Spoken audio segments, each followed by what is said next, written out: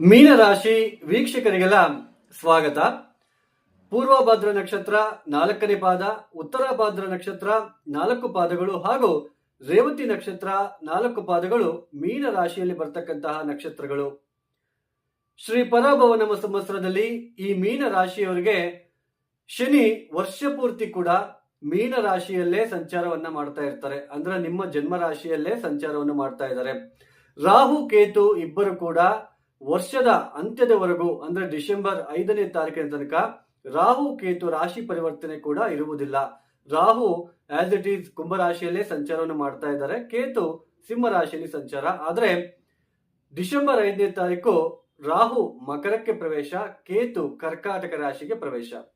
ಅಂದ್ರೆ ನಿಮ್ಮ ಜನ್ಮ ರಾಶಿಯಿಂದ ಪಂಚಮ ಸ್ಥಾನಕ್ಕೆ ಕೇತುವಿನ ಪ್ರವೇಶ ಆಗ್ತಾ ಇದೆ, ಲಾಭ ಸ್ಥಾನಕ್ಕೆ ರಾಹುವಿನ ಪ್ರವೇಶ. ಇನ್ನು ಗುರು ಜೂನ್ 1ನೇ ತಾರೀಕಿನ ತನಕ ಮಿಥುನ ರಾಶಿಯಲ್ಲಿ ಸಂಚಾರ, ಜೂನ್ 1ನೇ ತಾರೀಕು ಕರ್ಕಾಟಕ ರಾಶಿಗೆ ಪ್ರವೇಶ ಮಾಡ್ತಾ ಇದ್ದಾರೆ. ಜೂನ್ 1ನೇ ತಾರೀಕಿನಿಂದ ಅಕ್ಟೋಬರ್ 31ನೇ ತಾರೀಕಿನ ತನಕ ಕರ್ಕಾಟಕ ರಾಶಿಯಲ್ಲಿ ಸಂಚಾರವನ್ನು ಮಾಡಿಬಿಟ್ಟು ಅಕ್ಟೋಬರ್ 31ನೇ ತಾರೀಕು ಸಿಂಹ ರಾಶಿಗೆ ಪ್ರವೇಶವನ್ನು ಮಾಡ್ತಾರೆ.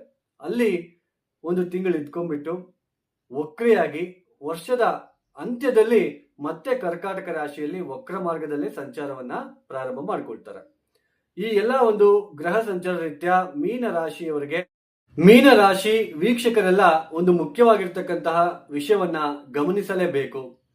ನಾವು ಈ ಗೋಚಾರದಿಂದ ನಾವು ಗುರುಬಲ, ಶನಿಬಲ, ಆದಾಯ, ವ್ಯಯ ಫಲಿತಾಂಶಗಳನ್ನ ನಾವು ಹೇಳ್ತಾ ಇದ್ದೇವೆ. ಒಂದು ರಾಶಿಗೆ ಈ ವರ್ಷ ಗುರುಬಲ ಇದ್ರೆ ಮುಂದಿನ ವರ್ಷ ಗುರುಬಲ ಇರೋದಿಲ್ಲ. ಹಾಗೆ ಕೆಲವರೆಲ್ಲ ಹೇಳ್ತಾ ಇರ್ತಾರೆ, ನಮಗೆ ಸಾಡೆ ಸಾತಿ ಶನಿ ಮುಕ್ತಾಯ ಆಗಿದೆ, ಅಥವಾ ನಮಗೆ ಅಷ್ಟಮ ಶನಿ ಮುಕ್ತಾಯ ಆಗಿದೆ, ಅಥವಾ ನಮಗೆ ಅರ್ಧಾಷ್ಟಮ ಶನಿ ಮುಕ್ತಾಯ ಆಗಿದೆ ಅಂತ ಹೇಳ್ತಾ ಇದ್ದಾರೆ. ಆದ್ರೂ ಕೂಡ ನಮ್ಗೆ ಒಳ್ಳೇದಾಗ್ತಾ ಇಲ್ಲ ಅಂತ ಹೇಳ್ಬಿಟ್ಟು ಗೋಚಾರದಲ್ಲಿ ಇರ್ತಕ್ಕಂತಹ ಈ ಗುರುಬಲ, ಶನಿಬಲ, ಆದಾಯ, ವ್ಯಯ ಫಲಿತಾಂಶಗಳಿಂದಲೇ ನಮ್ಮ ಜೀವನದಲ್ಲಿ ಎಲ್ಲವೂ ನಡೆಯುವುದಿಲ್ಲ. ನಮ್ಮ ವೈಯಕ್ತಿಕ ಜನ್ಮಜಾತಕ ರೀತ್ಯ ಶುಭ ಕಾರಕತ್ವ ವಹಿಸ್ತಕ್ಕಂತಹ ಗ್ರಹ ದಶಭುಕ್ತಿಗಳೇನಾದ್ರೂ ನಡೀತಾ ಇದ್ದ ಪಕ್ಷದಲ್ಲಿ ನಮ್ಮ ಜೀವನದಲ್ಲಿ ಯಾವುದು ತೊಂದರೆ ಇರೋದಿಲ್ಲ. ಆ ಸಮಯದಲ್ಲಿ ನೀಟಾಗಿ ಹೋಗ್ತಾ ಇರುತ್ತೆ ನಮ್ಮ ಜೀವನ, ಸ್ಮೂತ್ ಆಗಿ. ಉದ್ಯೋಗದ ವಿಚಾರದಲ್ಲಿ ಆಗಿರ್ಬೋದು, ಅಥವಾ ಆರೋಗ್ಯದ ವಿಚಾರ, ಅಥವಾ ಒಂದು ಹಣಕಾಸಿನ ವಿಚಾರ ತಗೊಳ್ಳಿ, ಯಾವುದೇ ರೀತಿಯಾದಂತಹ ತೊಂದರೆ ಇಲ್ದಂಗೆ ಸ್ಮೂತ್ ಆಗಿ ಹೋಗ್ತಾ ಇರುತ್ತೆ. ಆ ಸಮಯದಲ್ಲಿ ಏನಾದ್ರೂ ಗುರುಬಲ ಬಂದ್ರೆ ಮತ್ತಷ್ಟು ಶುಭ ಫಲಿತಾಂಶಗಳನ್ನ ಪಡ್ಕೊಂತೀವಿ ಅಷ್ಟೇ. ಗುರುಬಲ ಇಲ್ಲ ಅಂದ್ರೂ ಶುಭ ಫಲಿತಾಂಶಗಳನ್ನೇ ಪಡ್ಕೊಳ್ತಾ ಇರ್ತೀವಿ ನಾವು ಆ ಸಮಯದಲ್ಲಿ. ಆದ್ರೆ ನಮ್ಮ ಜನ್ಮಜಾತಕ ರೀತ್ಯ ಪಾಪ ಗ್ರಹಗಳ, ಅವಯೋಗಕಾರಕ ಗ್ರಹಗಳ ದಶಾಭುಕ್ತಿ ನಡೀತಾ ಇರಬೇಕಾದ್ರೆ ಜೀವನದಲ್ಲಿ ತುಂಬಾ ಗೊಂದಲಗಳು ಸೃಷ್ಟಿ ಆಗ್ತಾ ಇರುತ್ತೆ. ಉದ್ಯೋಗ, ಹಣಕಾಸಿನ ವಿಚಾರದಲ್ಲಿ, ವ್ಯಾಪಾರ ಅಭಿವೃದ್ಧಿಗೋಸ್ಕರ ಮಾಡ್ತಕ್ಕಂತಹ ಕೆಲಸ ಕಾರ್ಯಗಳಲ್ಲಿ ತೊಂದರೆಗಳು, ಈ ತರ ಜೀವನದಲ್ಲಿ ತುಂಬಾ ನೋವು ಪಡ್ತಾ ಇರ್ತೀವಿ. ಆ ಸಮಯದಲ್ಲಿ ಏನಾದ್ರೂ ಗುರುಬಲ ಬಂದ್ರೆ, ಆ ಗುರುಬಲ ಎಷ್ಟು ದಿನ ಇರುತ್ತೋ ಅಷ್ಟು ದಿನ ಸ್ವಲ್ಪ ಉಸಿರಾಡ್ತೀವಿ, ಸ್ವಲ್ಪ ನೆಮ್ಮದಿಯಾಗಿರ್ತೀವಿ, ಯಾರಾದ್ರೂ ಒಬ್ಬರು ಸಹಾಯ ಮಾಡ್ತಾರೆ, ಹಣಕಾಸಿನ ವಿಚಾರದಲ್ಲಿ ಸ್ವಲ್ಪ ಪ್ರಗತಿ ಉಂಟಾಗುತ್ತೆ, ಆತ್ಮಸ್ಥೈರ್ಯ ಬರುತ್ತೆ, ಧೈರ್ಯ ಹೆಚ್ಚಾಗ್ತಕ್ಕಂಥದ್ದು, ಈ ತರಹದ ಒಂದು ಸ್ಥಿತಿ ಬರುತ್ತೆ ಆ ಒಂದು ಗುರುಬಲ ಬಂದಾಗ. ಅಂದ್ರೆ ಮೇಜರ್ ಆಗಿ ಗೋಚಾರದಲ್ಲಿ ಇರ್ತಕ್ಕಂತಹ ಗುರುಬಲ, ಶನಿಬಲ ಅಥವಾ ಆದಾಯ, ವ್ಯಯ ಫಲಿತಾಂಶದಿಂದಲೇ ನಮ್ಮ ಜೀವನದಲ್ಲಿ ಎಲ್ಲವೂ ನಡೆಯೋದಿಲ್ಲ. ಹಾಗೇನೆ ನೀವು ನೋಡ್ತಾ ಇರ್ತೀರ, ಈ ರಾಶಿಯವರಿಗೆ ಈ ವರ್ಷ ಅಥವಾ ಈ ತಿಂಗಳು ಗಜಕೇಸರಿ ಯೋಗ, ಬುಧಾದಿತ್ಯ ಯೋಗ, ವಿಪರೀತ ರಾಜಯೋಗ ಅಂತ ಹೇಳ್ಬಿಟ್ಟು ಇವ್ಯಾವುದೂ ಕೂಡ ಗೋಚಾರದಲ್ಲಿ ವರ್ತಿಸುವುದಿಲ್ಲ. ನಮ್ಮ ವೈಯಕ್ತಿಕ ಜನ್ಮ ಜಾತಕದಲ್ಲಿ ಅವಿದ್ರೇನೆ ಆ ದಶಾಭುಕ್ತಿ ಬಂದಾಗ ಅವು ಆಕ್ಟಿವೇಟ್ ಆಗಿ ನಮಗೆ ಯೋಗದಾಯಕ ಫಲಿತಾಂಶಗಳನ್ನ ಅವರ ದಶಾಭುಕ್ತಿ ಕಾಲದಲ್ಲಿ ಕೊಡ್ತಾರೆ. ಈ ಗಜಕೇಸರಿ ಯೋಗ ಅನ್ನೋದು ಕೂಡ 100ಕ್ಕೆ ಒಬ್ಬರಲ್ಲಿದ್ರೆ ಹೆಚ್ಚು ರೀ. ಹಾಗೇನೆ ಶುಕ್ರ ಮಹಾದಶ ಕೂಡ ಎಲ್ಲರಿಗೂ ಕೈ ಹಿಡಿಯೋದಿಲ್ಲ. 100ಕ್ಕೆ 20% ಮಾತ್ರ ಶುಕ್ರ ಯೋಗದಾಯಕವಾಗಿರ್ತಕ್ಕಂತಹ ಸ್ಥಿತಿಯಲ್ಲಿ ಇರ್ತಾರೆ. ಅರ್ಥ ಮಾಡ್ಕೊಳ್ಳಿ. ನೀವು ಕೂಡ ಅರ್ಥ ಮಾಡ್ಕೊಳ್ಳಿ. ನಿಮ್ಗೂ ಕೂಡ ಜ್ಯೋತಿಷ್ಯದ ಬಗ್ಗೆ ಸ್ವಲ್ಪನಾದ್ರೂ ಸತ್ಯಾಸತ್ಯತೆಯನ್ನ ತಿಳ್ಕೊಳ್ಳಿ ಅಥವಾ ಜ್ಞಾನ ಬೆಳಿಲಿ ಅನ್ನೋ ಉದ್ದೇಶದಿಂದ ನಾನು ನಿಮ್ಗೆ ಇದನ್ನ ಹೇಳ್ತಾ ಇದ್ದೇನೆ, ಮನವರಿಕೆ ಮಾಡ್ಕೊಡ್ತಾ ಇದ್ದೇನೆ. ಕುರಿತಾ ಇದ್ದಾನೆ ಅಂತ ಅನ್ಕೊಂಡ್ರೆ ಅದು ನಿಮಗೆ ಬಿಟ್ಟಿದ್ದು. ಹಾಗೇನೆ ಡೈರೆಕ್ಟ್ ಆಗಿ ನಾನು ಕೂಡ ಮ್ಯಾಟ್ರಿಗೆ ಬಂದು ಮೀನರಾಶಿಗೆ ಹಂಗಾಗ್ಬಿಡುತ್ತೆ, ಹಿಂಗಾಗ್ಬಿಡುತ್ತೆ ಅಂತ ಹೇಳ್ಬೋದು. ಬಟ್ ಇರ್ತಕ್ಕಂತಹ ಸತ್ಯಾಸತ್ಯತೆಯನ್ನು ಮಾತ್ರ ನಾನು ನಿಮಗೆ ತಿಳಿಸ್ಲಿಕ್ಕೆ ಪ್ರಯತ್ನ ಪಡ್ತಾ ಇದ್ದೇನೆ. ಈ 2026 ಶ್ರೀ ಪರಾಭವ ನಮ ಸಂವತ್ಸರದಲ್ಲಿ ಈ ಮೀನ ರಾಶಿಯವರಿಗೆ ಮುಖ್ಯವಾಗಿ ಒಂದು ಕಡೆ ಜನ್ಮರಾಶಿಯಲ್ಲಿ ಶನಿ, ಚಂದ್ರನಿರುವ ಮನೆಯಲ್ಲಿ ಶನಿಯ ಪರಿಭ್ರಮಣೆ, ಹಾಗೇನೆ ಅರ್ಧಾಷ್ಟಮ ಗುರುವಿನ ಒಂದು ದೋಷ. ನೋಡಿ, ಆತ್ಮಸ್ಥೈರ್ಯದ ಕೊರತೆ, ದಿನನಿತ್ಯದ ಜೀವನದಲ್ಲಿ ಕೆಲವೊಂದು ವಿಚಿತ್ರವಾಗಿರ್ತಕ್ಕಂತಹ ಬದಲಾವಣೆಗಳನ್ನ ನೀವು ಆಲ್ರೆಡಿ ನೋಡ್ತಾ ಇದ್ದೀರಾ. ಆಲ್ರೆಡಿ ಏನಪ್ಪಾ ಅಂದ್ರೆ, ರಾತ್ರಿ ಹೊತ್ತು ಬೇಗ ಮಲ್ಕೊಂಡು ಬೇಗ ಬೆಳಗ್ಗೆ ಎದ್ದು ಸ್ನಾನಗಿನ ಮಾಡಿಕೊಂಡು ಪೂಜೆ ಪುನಸ್ಕಾರಗಳನ್ನ ಮಾಡ್ಕೊಳ್ತಕ್ಕಂಥವ್ರು ಕೂಡ ಈ ಸಮಯದಲ್ಲಿ ರಾತ್ರಿ ಹೊತ್ತು ನಿದ್ದೆ ಬರಲ್ಲ, ಬೆಳಗ್ಗೆ ಬೇಗ ಎದ್ದೇಳಕ್ಕಾಗಲ್ಲ, ಪೂಜೆ ಮಾಡೋದಕ್ಕೆ ಮನಸ್ಸು ಬರಲ್ಲ, ಆತ್ಮಸ್ಥೈರ್ಯದ ಕೊರತೆ, ನಿಮ್ಮ ಮೇಲೆ ನಿಮಗೆ ಕಾನ್ಫಿಡೆನ್ಸ್ ಇರೋದಿಲ್ಲ ಈ ಸಮಯದಲ್ಲಿ, ಏನ್ ಕೆಲಸ ಮಾಡ್ಲಿಕ್ಕೆ ಹೋದ್ರೂ ಆಗೋದಿಲ್ಲ, ಸೋಮಾರಿತನ, ಉದ್ಯೋಗದಲ್ಲಿ ತೊಂದರೆಗಳು, ವಿವಾಹಕ್ಕೆ ವಿಳಂಬಗಳು, ಆಲ್ರೆಡಿ ಮದುವೆ ಆಗಿರ್ತಕ್ಕಂಥವ್ರಿಗೆ ಪತಿ ಪತ್ನಿಯರಲ್ಲಿ ನೆಮ್ಮದಿ ಇಲ್ಲದೆ ಇರ್ತಕ್ಕಂಥದ್ದು, ಸಪರೇಷನ್ ವರೆಗೂ ಹೋಗಿರ್ತಕ್ಕಂತಹ ಸಾಧ್ಯತೆ, ಉದ್ಯೋಗದಲ್ಲಿ ಸಾಕಷ್ಟು ಗೊಂದಲಗಳು ಅಥವಾ ಸಾಕಷ್ಟು ತೊಂದರೆಗಳು ರೀ, ಏನು ಹೇಳೋಕೆ ಬರಲ್ಲ, ಆ ಥರ ನೀವು ಉದ್ಯೋಗದಲ್ಲಿ ಮಾಡಬೇಕೋ ಬೇಡವೋ ಅನ್ನೋ ಥರನೇ ಇರ್ತಕ್ಕಂತಹ ಒಂದು ಸಾಧ್ಯತೆಗಳು ಹೆಚ್ಚಾಗಿ ಕಂಡು ಬರ್ತಾ ಇರುತ್ತೆ. ಜೊತೆಯಲ್ಲಿ ತಂದೆ ತಾಯಿ ಆರೋಗ್ಯಕ್ಕೂ ಇದು ಕ್ಷೇಮಕರವಾಗಿರ್ತಕ್ಕಂತಹ ಒಂದು ಪರಿಸ್ಥಿತಿ ಇರೋದಿಲ್ಲ. ಹಾಗೇನೆ ಕೆಲವರು ಸೈಟು ಅಥವಾ ಭೂಮಿ ಅಥವಾ ವಾಹನವನ್ನ ಲೋನ್ಗೆ ಅಪ್ಲೈ ಮಾಡಿ ಲೋನ್ ತಗೊಂಡು ಪರ್ಚೇಸ್ ಮಾಡಿರ್ತಾರೆ. ಆ ಲೋನ್ ಹೆಂಗ್ ಮತ್ತೆ ರಿಕವರಿ ಮಾಡಬೇಕು, ಹೆಂಗ್ ತೀರಿಸಬೇಕು ಅನ್ನೋ ಒಂದು ಸಮಸ್ಯೆಯಿಂದ ಬಳಲ್ತಾ ಇರ್ತಾರೆ. ಆ ಒಂದು ಸಮಸ್ಯೆಗಳನ್ನ ಹೇಗೆ ನಾವು ಮೆಟ್ಟಿ ನಿಲ್ಲಬೇಕು ಅನ್ನೋ ಒಂದು ಕೊರತೆ ತುಂಬಾ ಇರುತ್ತೆ. ಮೇನ್ ಆತ್ಮವಿಶ್ವಾಸದ ಕೊರತೆ ಕಂಡು ಬರ್ತಾ ಇರುತ್ತೆ ಮೀನರಾಶಿಯವರಲ್ಲಿ. ಹಾಗೇನೆ ಉದ್ಯೋಗದ ಒಂದು ವಿಚಾರದಲ್ಲೂ ಕೂಡ ಸಾಕಷ್ಟು ತೊಂದರೆ ರೀ. ಮನಸ್ಸು ಚಂಚಲತ್ವ, 5 ನಿಮಿಷಕ್ಕಿರೋ ಮನಸ್ಸು ಇನ್ನು ಸ್ವಲ್ಪ ಇರೋದಿಲ್ಲ, ಆ ತರಹದ ಬದಲಾವಣೆಗಳು ನಿಮಗೆ ಕಂಡು ಬರ್ತಾ ಇರುತ್ತೆ. ಆದ್ರೆ ಜೂನ್ 1ನೇ ತಾರೀಕು ಗುರು ಪಂಚಮ ಸ್ಥಾನಕ್ಕೆ ಪ್ರವೇಶ. ಜೂನ್ 1ನೇ ತಾರೀಕಿನಿಂದ ಅಕ್ಟೋಬರ್ 31ನೇ ತಾರೀಕಿನ ತನಕ ಗುರು ಪಂಚಮ ಸ್ಥಾನದಲ್ಲಿ ಸಂಚಾರ ಮಾಡ್ತಾ ಗುರುವಿನ ನೇರ ದೃಷ್ಟಿ, ನವಮ ದೃಷ್ಟಿಯಲ್ಲಿ ನಿಮ್ಮ ಒಂದು ಜನ್ಮ ರಾಶಿಯನ್ನು ನೋಡ್ತಾರೆ. ನೋಡಿ, ನೀವು ಬೇಕಾದ್ರೆ ಕಂಪ್ಯಾರಿಸನ್ ಮಾಡ್ಕೊಳ್ಳಿ. ಮೇ ಮಧ್ಯಭಾಗದವರೆಗೂ ಇರ್ತಕ್ಕಂತಹ ಸಮಯ, ಮೇ ಮಧ್ಯಭಾಗದಿಂದ ಇರ್ತಕ್ಕಂತಹ ಸಮಯವನ್ನ ನೀವು ಕಂಪ್ಯಾರಿಸನ್ ಮಾಡ್ಕೊಳ್ಳಿ.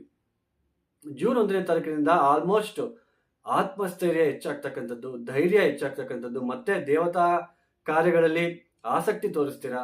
ವಿವಾಹದ ಒಂದು ವಿಚಾರದಲ್ಲಿ ಯಾರೆಲ್ಲ ನೋವು ಪಡ್ತಾ ಇದ್ದೀರಾ, ಮದುವೆ ಫಿಕ್ಸ್ ಆಗ್ದಂಗೆ ತೊಂದರೆಗಳು, ಮದುವೆ ಫಿಕ್ಸ್ ಆಗೋ ತರ ಈಗ ಕಾಲ ಅನ್ನೋದು ಕೂಡಿ ಬರ್ತಾ ಇರುತ್ತೆ.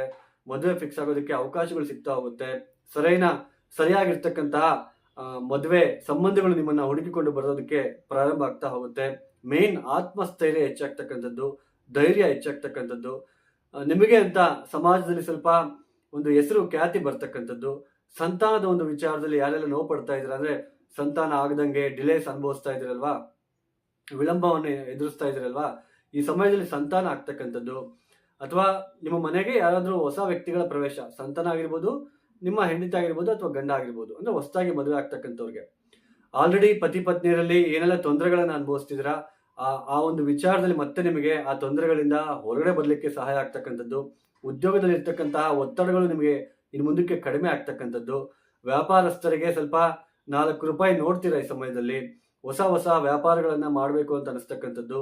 ಆಮೇಲೆ ಮೀನು ವ್ಯಾಪಾರಿಗಳು ಅಥವಾ ನೀರಿಗೆ ಸಂಬಂಧಪಡ್ತಕ್ಕಂಥ ವ್ಯಾಪಾರಿಗಳು ಅಥವಾ ದೊಡ್ಡ ಬಿಲ್ಡರ್ಸ್ ಆಗಿರ್ಬೋದು, ಕಾಂಟ್ರಾಕ್ಟರ್ಸ್ ಆಗಿರ್ಬೋದು, ಹೋಟೆಲ್ ಉದ್ಯಮಿ ಆಗಿರಬಹುದು, ಲಾಯರ್ಸ್ ಆಗಿರ್ಬೋದು, ಈ ತರದಲ್ಲಿ ಕೆಲಸ ಮಾಡ್ತಾ ಇರ್ತಕ್ಕಂತಹ ಪ್ರತಿಯೊಬ್ಬರಿಗೂ ಕೂಡ ಸಾಕಷ್ಟು ಉತ್ತಮವಾದ ಬೆಳವಣಿಗೆಯನ್ನು ನೀವು ನೋಡ್ತಾ ಹೋಗ್ತೀರಾ. ಹಾಗೆಯೇ ದಿನನಿತ್ಯ ಜೀವನದಲ್ಲಿ ಕೂಲಿ ಮಾಡಿಕೊಂಡು ಅಥವಾ ಲೇಬರ್ಸ್ ಆಗಿರಬಹುದು, ಅವ್ರಿಗೂ ಕೂಡ ನೆಮ್ಮದಿಯ ವಾತಾವರಣ ಸಿಗ್ತಕ್ಕಂಥದ್ದು. ಆರೋಗ್ಯದಲ್ಲಿ ತೊಂದರೆಗಳನ್ನ ಯಾರೆಲ್ಲ ನೀವು ಅನುಭವಿಸ್ತಾ ಇದ್ದೀರಾ, ತಾಯಿ ಆರೋಗ್ಯದಲ್ಲಿ ಆಗಿರ್ಬೋದು, ತಂದೆ ಆರೋಗ್ಯದಲ್ಲಿ ಆಗಿರ್ಬೋದು, ಆ ಆರೋಗ್ಯದಲ್ಲಿ ತೊಂದರೆಗಳೆಲ್ಲ ಹೊರಗಡೆ ಬರ್ತೀರಾ, ತೊಂದರೆಯಿಂದ ಗುಣಮುಖರಾಗ್ತೀರಾ ಅಂತ ಹೇಳ್ಬೋದು. ಹೆಚ್ಚಾಗಿ ಪಾಸಿಟಿವ್ ಕಾನ್ಫಿಡೆನ್ಸ್ ರೀ, ಆತ್ಮವಿಶ್ವಾಸ ತುಂಬಾ ಚೆನ್ನಾಗಿರುತ್ತೆ ಈ ಸಮಯದಲ್ಲಿ ನಿಮಗೆ ಮೀನರಾಶಿಯವರಿಗೆ. ಇಷ್ಟು ದಿನ ಪಟ್ಟಿರೋ ನೋವಿಗೆ ಸ್ವಲ್ಪ ಈ ಒಂದು 5 ತಿಂಗಳಾದ್ರೂ ಸ್ವಲ್ಪ ನೀವು ನೆಮ್ಮದಿಯಾಗಿರ್ತೀರ. ಹಣಕಾಸಿನ ವಿಚಾರದಲ್ಲಿ, ಆರೋಗ್ಯದ ವಿಚಾರದಲ್ಲಿ, ಉದ್ಯೋಗದ ವಿಚಾರದಲ್ಲಿ, ವ್ಯಾಪಾರ ಅಭಿವೃದ್ಧಿಗೋಸ್ಕರ ಮಾಡ್ತಕ್ಕಂತಹ ಕೆಲಸ ಕಾರ್ಯಗಳಲ್ಲಿ ಸಫಲತೆ ನಿಮಗೆ ಸಿಗ್ತಾ ಹೋಗುತ್ತೆ ಅಂತಾನೆ ಹೇಳಬಹುದು. ಮತ್ತೆ ಅಕ್ಟೋಬರ್ 31ನೇ ತಾರೀಕಿನ ನಂತರ ಮತ್ತೆ ನಿಮಗೆ ಗುರುಬಲ ಕಡಿಮೆ ಆಗುತ್ತೆ, ಮತ್ತೆ 6ನೇ ಮನೆಯಲ್ಲಿ ಹೋಗ್ತಾರೆ. ಮತ್ತೆ ವರ್ಷದ ಅಂತ್ಯದಲ್ಲಿ ಮತ್ತೆ ಡಿಸೆಂಬರ್, ಜನವರಿ, ಫೆಬ್ರವರಿ ತಿಂಗಳಲ್ಲಿ ಮತ್ತೆ ವಕ್ರಿಯಾಗಿ ಪಂಚಮ ಸ್ಥಾನದಲ್ಲಿ ಸಂಚಾರ ಮಾಡ್ತಾ ಇರೋದು. ಮತ್ತೆ ಅವಾಗ ಸ್ವಲ್ಪ ಇನ್ವೆಸ್ಟ್ಮೆಂಟ್ ಮಾಡ್ಬೇಕಾದ್ರೆ ತುಂಬಾ ಹುಷಾರಾಗಿರ್ಬೇಕು. ನಂಬಿ ಮೋಸ ಹೋಗ್ತಕ್ಕಂಥದ್ದು, ಹಾಗೇನೆ ರಾಂಗ್ ಇನ್ವೆಸ್ಟ್ಮೆಂಟ್ ಮಾಡ್ತಕ್ಕಂತಹ ಸಾಧ್ಯತೆ ಇರುತ್ತೆ. ಆ ಸಮಯದಲ್ಲಿ ಸ್ವಲ್ಪ ಹುಷಾರಾಗಿರ್ಬೇಕು. ಈಗ ಬರ್ತಕ್ಕಂತಹ ಕಾಲ ಏನಿದೆ, June, July, August, September, October ತುಂಬಾ ಉತ್ತಮವಾಗಿರ್ತಕ್ಕಂತಹ ಸಮಯ ನಿಮ್ಮದಾಗಿರುತ್ತೆ. ಜೂನ್ ತನಕನೂ ಹೆಚ್ಚು ಕಡಿಮೆ ಮೇ ಮಧ್ಯದ ಭಾಗದವರೆಗೂ ಕೂಡ ಸ್ವಲ್ಪ ಪರಿಸ್ಥಿತಿಗಳು ಚೆನ್ನಾಗಿರೋದಿಲ್ಲ. ಆಮೇಲೆ ಈ ಸಮಯದಲ್ಲಿ ನೀವೇನಾದ್ರೂ ಪರಿಹಾರ ಹೇಳಿದ್ರು ಮಾಡ್ಕೊಳಕ್ಕಾಗಲ್ಲ ನಿಮ್ಮ ಕೈಯಲ್ಲಿ. ನಿಮಗೆ ಆ ಥರ ಪರಿಸ್ಥಿತಿ, ಆ ಥರ ಮನಸ್ಸು ನಿಮಗೆ ಕೊಡೋದಿಲ್ಲ. ಆ ಥರ ಅದನ್ನೇ ನಾವು ಕರ್ಮ ಅಂತ ಕರಿತೀವಿ. ಸರಿಯಾದ ಪರಿಹಾರಗಳನ್ನ ಮಾಡ್ಕೊಳಕ್ಕೂ ಬಿಡೋದಿಲ್ಲ. ಶನಿ ಅಷ್ಟಕರ್ಗ ಬಿಂದುಗಳು ಎಷ್ಟು ಕೊಟ್ಟಿದ್ದಾರೆ ನೋಡ್ಕೋಬೇಕು ಈ ಸಮಯದಲ್ಲಿ. 0, 1, 2 ಕೊಟ್ಟಿದ್ರೆ ಅದು ತುಂಬಾ ಇನ್ನೂ ತೀವ್ರತೆ ಜಾಸ್ತಿ ಇರುತ್ತೆ, ಅವ್ರ ನೆಗೆಟಿವ್ ಎಫೆಕ್ಟ್. 4, 5, 6 ಕೊಟ್ಟಿದ್ರೆ ಸ್ವಲ್ಪ ಪರವಾಗಿಲ್ಲ.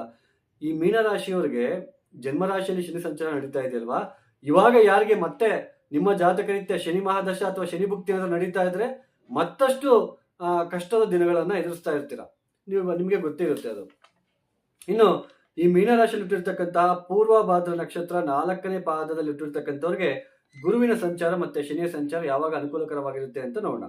ಗುರು ಸಂಚಾರ ನೋಡಿ, ಜೂನ್ 18ನೇ ತಾರೀಕಿನಿಂದ ಆಗಸ್ಟ್ 19 ತನಕ, ಅಂದ್ರೆ ಆಗಸ್ಟ್ 19 ತನಕ ಸ್ವಲ್ಪ ಅನುಕೂಲಕರವಾಗಿರ್ತಕ್ಕಂತಹ ಸಮಯ ಆಗಿರುತ್ತೆ. ಈ ಸಮಯದಲ್ಲಿ ಮಾಡ್ತಕ್ಕಂತಹ ಪ್ರತಿ ಕೆಲಸ ನಿಮಗೆ ಸಕ್ಸಸ್ ಆಗುತ್ತೆ, ಮನಃಶಾಂತಿ ಇರುತ್ತೆ.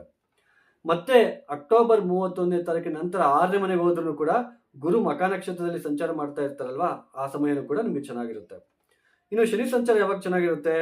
ಮೇ 17ನೇ ತಾರೀಕಿನ ತನಕ ಚೆನ್ನಾಗಿರುತ್ತೆ. ಮೇ 17ರಿಂದ ಸ್ವಲ್ಪ ಶನಿ ಸಂಚಾರ ಚೆನ್ನಾಗಿರೋದಿಲ್ಲ. ಹಾಗೇನೆ ಉತ್ತರ ಭಾದ್ರ ನಕ್ಷತ್ರದಲ್ಲಿ ಹುಟ್ಟಿರ್ತಕ್ಕಂತಹ ಜಾತಕರಿಗೆ ಗುರು ಸಂಚಾರ ನೋಡಿ 4ನೇ ಮನೆಯಲ್ಲಿ ಸಂಚಾರ ಮಾಡ್ತಾ ಇದ್ದಾರೆ. ಮಾರ್ಚ್, ಏಪ್ರಿಲ್, ಮೇ, ಜೂನ್ ಈ ಸಮಯದಲ್ಲೂ ಕೂಡ ಇವರಿಗೆ ಗುರುವಿನಿಂದ ಅಂತಹ ತೊಂದರೆ ಇರೋದಿಲ್ಲ. ಏನಾದರೂ ತೊಂದರೆಗಳು ಬಂದ್ರೂ ಅದು ಬೇಗ ಹೊರಗಡೆ ಬರ್ತೀರಾ ಅಂತ ಅರ್ಥ.